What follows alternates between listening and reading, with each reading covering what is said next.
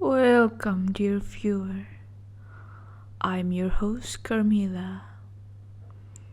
We are now entering the spookiest month of them all.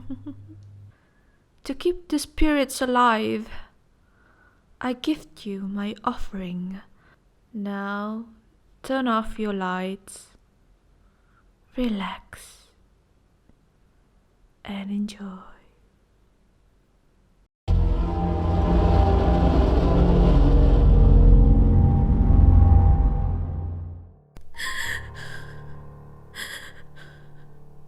I stood there, breathing heavily, trying to stop the tears from spilling. 1,000 thoughts rained through my head. Thoughts of working in that shithole of a pub. Thoughts of saving every last penny. Wondering if I will ever get my Subaru or not. Saving up for Christmas presents and birthday presents and thank you gifts. Knowing I'll be short next week.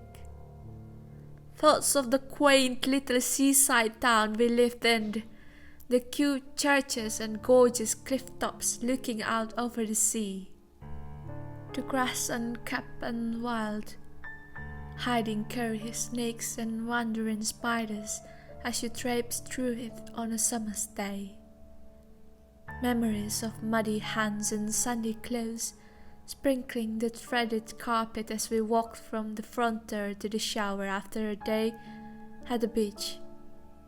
The mess becoming a distant memory, a slight nuisance, a comfort, a remainder of home. Cheap cans of bud and tobacco were a party. Playing games and spilling drink and cleaning up yourself were all part of the package. Wishing you had a nicer house or a better job. The freedom to walk around in bare feet outside or through a muddy field after a rainstorm, knowing your friends would do it with you. The oversized double sink I'm leaning on makes me sick. The marble and glass bathroom backdrop behind me makes me dizzy. The Dolce & Gabbana evening gown and Tiffany chain is suffocating. The music is deafening, and the people are deaf. They hear you, but they don't listen. They chat about money and which Lambo they're going to take to the opening of the newest nightclub. If you wash your own dishes or make muddy tracks in your own £1,000,000 mansion, you're looked down at from an overly bulbous nose, but forgiven because you have money. Honestly, the day I heard him shout, "We won!" I thought our lives would be better. We could help our families, never have to work again, never ever worry about money and have all we could ever hope for, and so much more. We got that, but not in the way we thought.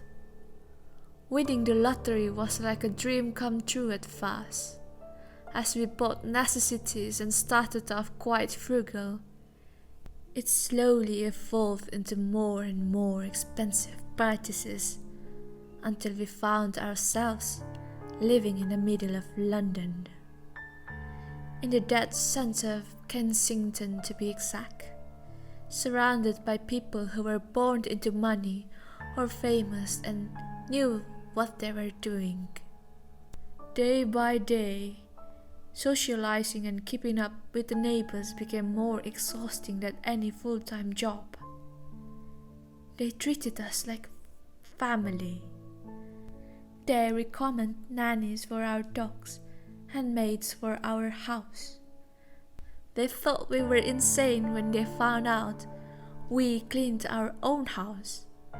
When I waved at one of the neighbors, Mrs. Plumb, from our gate, hands and knees caked in mud and grass stains from playing with our dogs. The rage her face wore was indescribable. I didn't understand it at first. Playing with Belle was what I always did.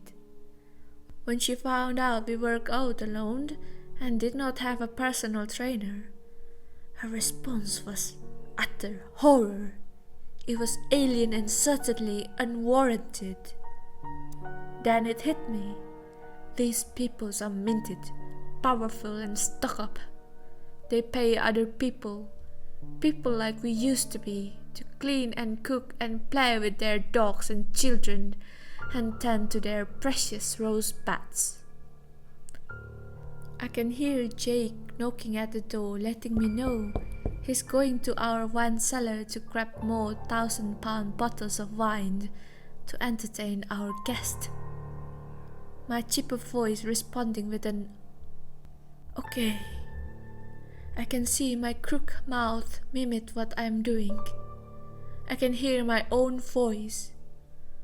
But for the first time in 5 years, I'm looking in the mirror and I don't see me.